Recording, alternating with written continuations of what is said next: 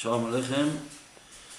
On va parler maintenant sur la paracha Tazria, 27e paracha de la Torah. Alors, on va toujours s'attacher aux données techniques déjà qui sont parlantes de soi-même. Par exemple, paracha Tazria, 27e paracha de la Torah. Pourquoi 27? Alors, et de quoi on parle? Quand on va comprendre de quoi on parle, on va comprendre pourquoi c'est la 27e paracha. Parashat Tazria parle de l'enfantement d'une femme pour la première fois dans toute la Torah, et donc de la règle de la purification de la femme après on ferait l'enfantement. Or, la venue au monde d'un homme, pourquoi il se trouve à la 27e dimension? Parce que si on prend le 27e mot de la Torah, on va comprendre c'est quoi. Vayom Elohim Yehi Or Vayi Or. Quand Dieu a créé la création universelle, il a commencé la première création, la lumière. Et il a dit, Vayom Elohim, Dieu dit, Yehi Or, que la lumière soit, et la lumière fut. Or, c'est 25e mot. 26e mot, Vayi, 27e mot, Or. Mais chaque création, elle a dit, Vayi Ren. C'est l'unique création qu'il a répété le même mot. Et pourquoi? Parce qu'ici, il y a deux dimensions différentes de lumière. La première lumière, le 25e mot, il est différent de le 27e mot. Le premier mot, c'est quoi? Une lumière spirituelle. Le deuxième, la Zohar Kadosh nous dit, c'est en parallèle à la lumière du premier jour, c'est les ténèbres. Hein? C'est-à-dire, Ba'arachim, par valeur. Alors, qu'est-ce que ça veut dire? Les ténèbres aussi sont on espère de lumière. Alors, qu'est-ce que c'est? Eh bien, 27e, c'est quoi? 27, c'est 3 au cube. Et le premier, c'est quoi? C'est 25, c'est le carré. Vient Fermat, un scientifique, un mathématicien français, il a formulé un théorème qu'il a rendu fou tous ses contemporains. Il a dit qu'il y a un seul chiffre qui est entre un carré et un cube. C'est quoi? Le 26. Le carré, 5 fois 5, 25. Le cube, c'est 3 fois 3 fois 3, c'est 27. Eh bien, c'est autre que la formule de relativité d'Einstein. E égale mc2. E, c'est l'énergie. Quelle énergie de tout? Eh bien, c'est le nom de Dieu. 26 égale m, le 27, par quoi donc? La masse, et par la vitesse de lumière qui est au carré, C2. Et quoi? Pourquoi la masse est un cube?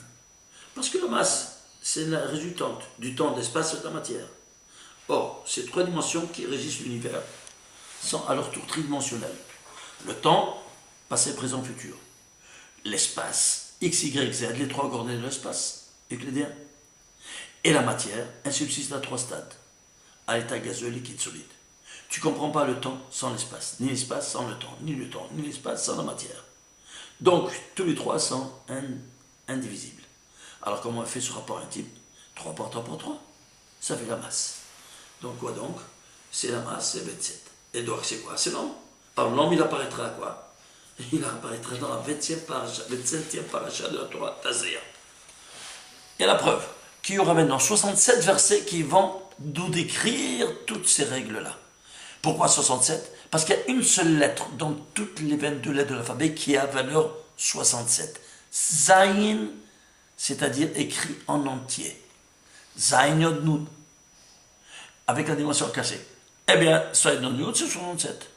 Pourquoi? Parce qu'en 7 jours, c'est le cycle de renouvellement, n'est-ce pas, de la vie, de toute la création universelle. 6 plus 1.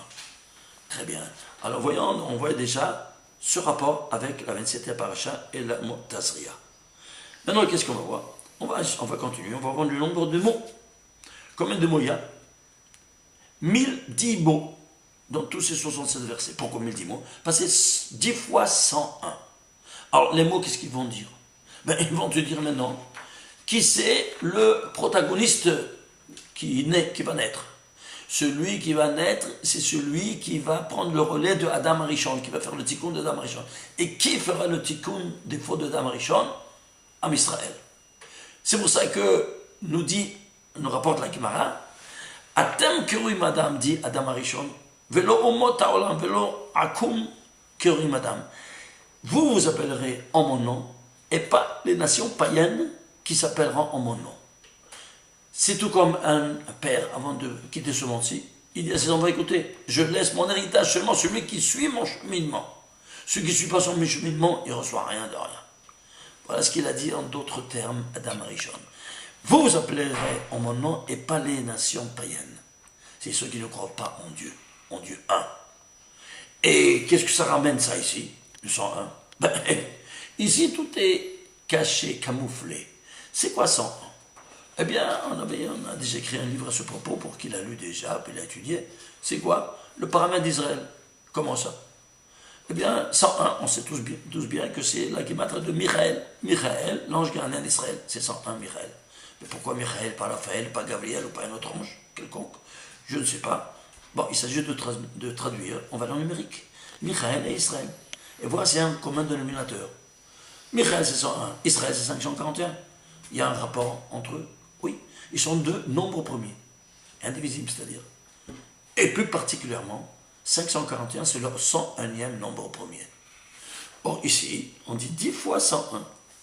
Pourquoi 10 fois 101? Parce que l'homme, Israël, il vient des 10 séphirotes. C'est-à-dire, toute sa corpulence humaine est en rapport avec les 10 séphirotes. Chaque organe, c'est une séphira.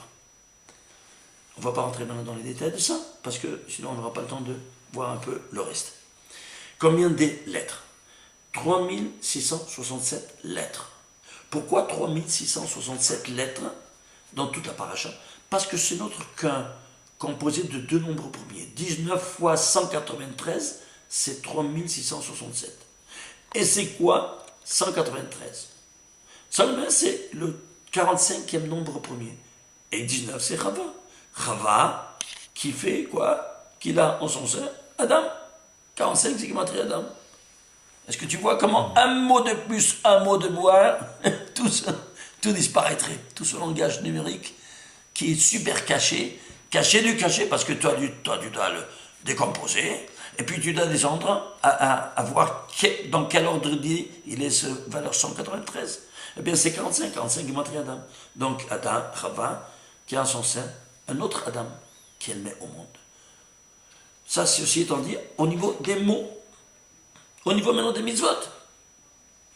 Au niveau des mitzvot, il y a 7 mitzvot. 7 mitzvot dans toute la paracha. Et ils sont de deux ordres. 5 positifs et 2 négatifs. Pourquoi ça? Pour nous rappeler en cause quoi? Ici, on appelait la valeur 7. Ici, de nouveau, 7. Vous voyez ça? Et c'est quoi 7? Le cycle hebdomadaire. Et alors, qu'est-ce que ça a à voir avec ça? C'est simple. Il y a ici le plan de la création universelle. On a dit que c'est la Ménorah. Vous vous souvenez? On va voir ici la Ménorah, la confection de la Ménorah, et ici Adam Arishon. On va étudier ce tableau à double entrée. La Ménorah, elle est haute 18 téphars, 18 palmes. Adam, la hauteur d'Adam, il est 1m80, moyennement. Oui, très bien. Alors ça c'est-à-dire la hauteur d'un homme, c'est la hauteur de la Ménorah. Et ici, il y a 7 lumières à la tête de la Ménorah. À la tête de l'homme, il y a 7 orifices. Il y a ici 6 qui sont en symétrie et un central. Il y aura ici, à l'homme, 6 orifices qui seront symétriques, les 2 oreilles, les deux yeux, les 2 narines, et la 7e, c'est la bouche. Tu vois ce parallèle? Continuons. Ici, le central, la lumière centrale, elle est nertamide, elle s'éteignit jamais par miracle. Ici, la bouche, pète, jusqu'à 120 ans, elle s'éteigne de parler. Ici, on continue. Qu'est-ce qu'on a à voir là ici? On a ici le vieux David Améler, il va décrire un psaume parmi les 150 en forme de Ménorah. L'Amnasser, Bingnon, Mizmor, comme tous vous savez, et qu'on lit maintenant à la Sphirata Omer. Lequel est-il? 67e, comme par hasard. Le voilà, 67e, 67e, pourquoi? Tu dis en cause de quoi il s'agit. Il te décrit tout le plan de la création universelle avec un psaume. Alors ici, 67e, oui, 67e, Tehillim. Et ici, il y a 67 versets. On continue ce parallélisme. Ici, la Ménorah, elle s'allumait 5, on arrêtait l'allumage, on s'occupait des kétorets, on terminait et on allumait les 2. Ici, on a 5 mitzvot positifs, on s'est arrêté, donc tu t'arrêtes, tu t'abstiens, après tu allumes les deux autres. C'est-à-dire, il y a le même ordre d'idées. On va terminer encore 2-3 minutes. Ici, Israël, c'est 541. Eh bien, c'est le 101e nombre premier. Ici, il y aura 10 fois 100, un nombre premier. Ici, la menorah, elle est haute, 18. Où est Chava? Où est la femme?